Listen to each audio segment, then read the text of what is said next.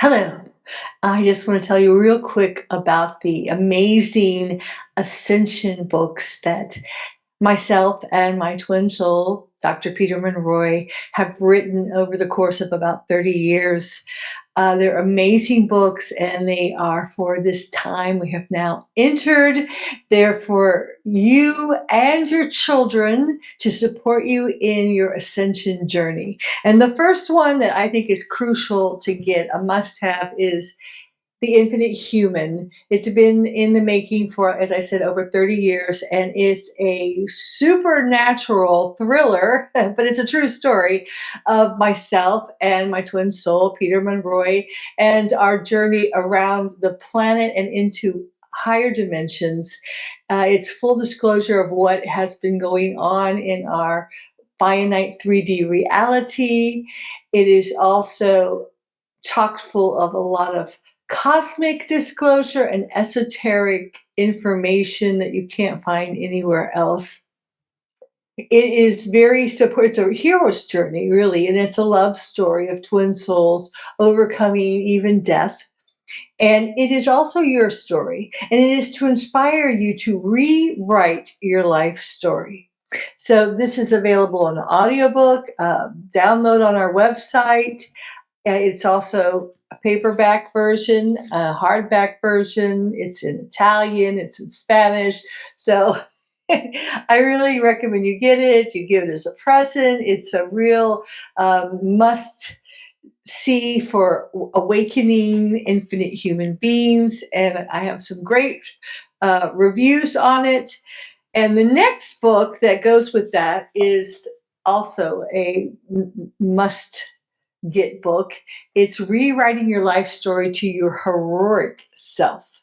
And this means that you not just take the hero's journey of rewriting your life story, but you write it to your highest optimal self, which is the self that alchemizes and heals and transmutes all your other identities, or what we call past lives, alternate identities, because there's no time.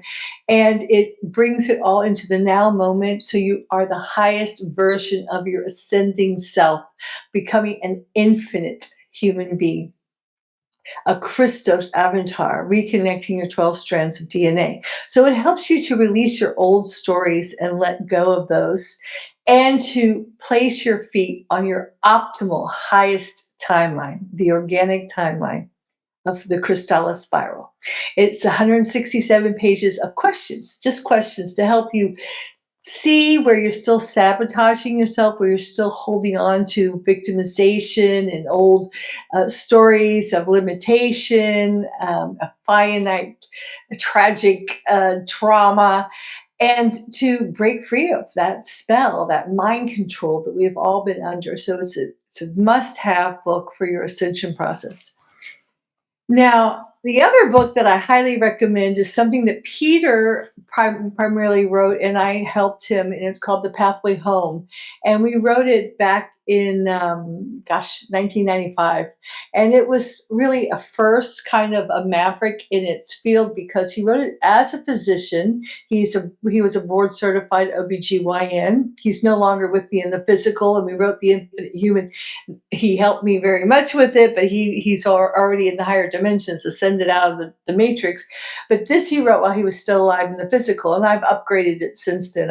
This is the second edition, but it was basically it is a uh, way of shifting the current medical model so that it turns it away from the power being put on the healer, the physician, the therapist, whoever we're talking about, and it's bringing the responsibility to self-healing back to the patient or the client or to you.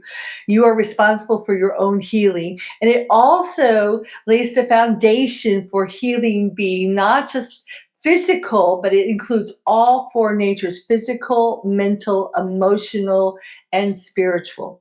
So it's a very powerful book. It's a guide to inner divine healing. It really helps you to look at yourself and to see how you can take your healing, even if you work with other experts, with the medical model, with physicians, with therapists, mental health counselors, with healers of any type.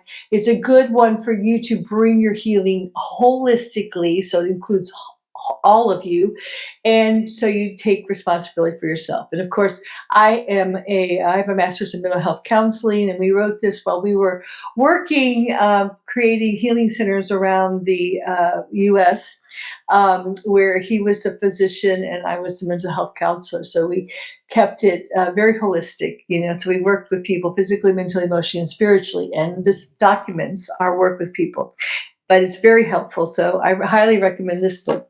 Now, I also have a book that's very healing for twin souls, or for women especially, because we put so much into relationships. And our twin souls have been so scrambled, the timeline, so we haven't been able to come together. Or even if we've come together, there's been so much baggage that we brought to the relationship. It's been very difficult. And of course, Peter and I were models of that. And that's what we wrote about in the Infinite Human um, book, of our struggles and our journey of coming together and healing all our past lives. But this is a wonderful romance novel. You could call it a sci-fi fiction.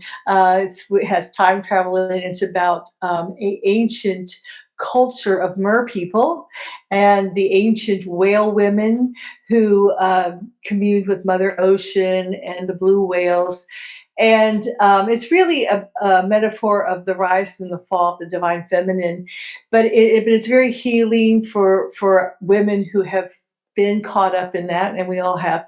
And it's also a love affair between a mermaid princess and a World War II submarine captain, and about them learning to come together and healing their trauma. And it gives a lot of information about sacred sexual alchemy. So I strongly recommend it. It's a fun read. So this is a great book.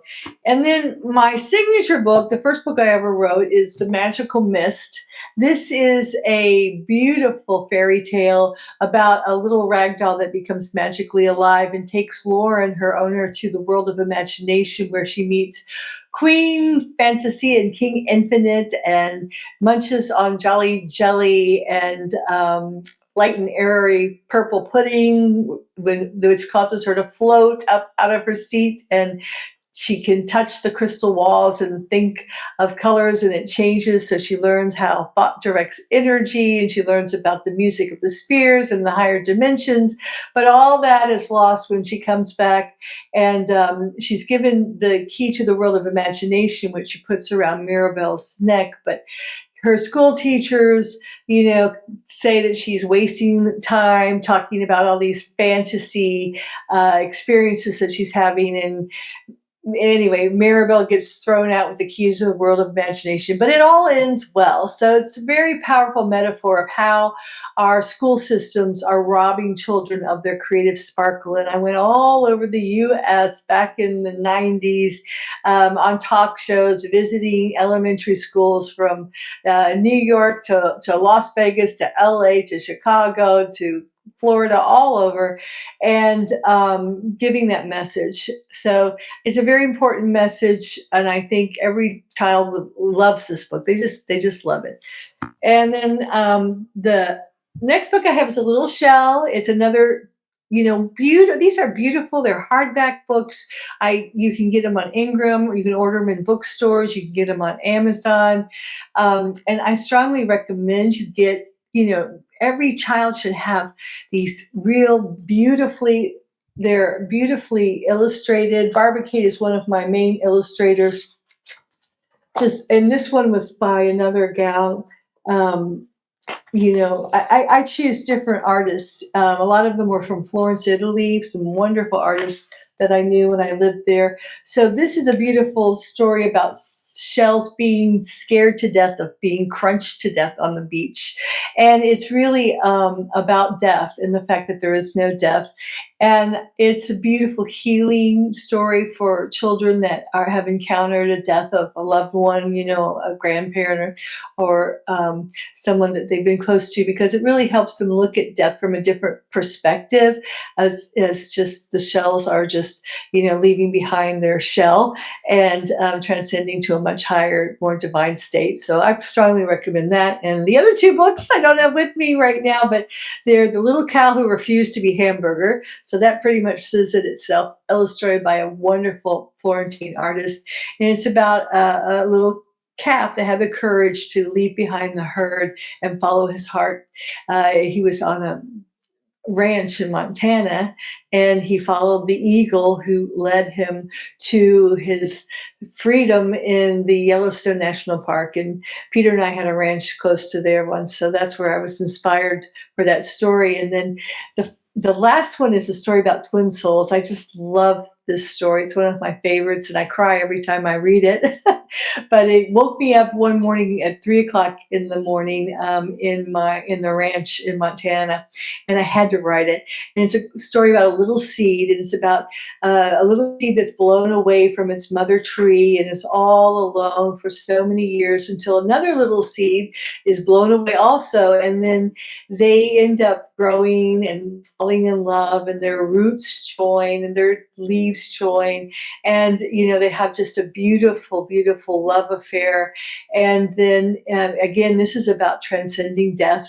So I'm not going to spoil the ending, but it's a beautiful, beautiful ending, talking about the eternal love of twin souls that never dies. So those are very inspirational books. I strongly recommend you get whatever ones resonate with you. And some of them are audiobooks, ebooks, hardback books, and paperback books. So thank you so much, and I hope you enjoy them. Ciao.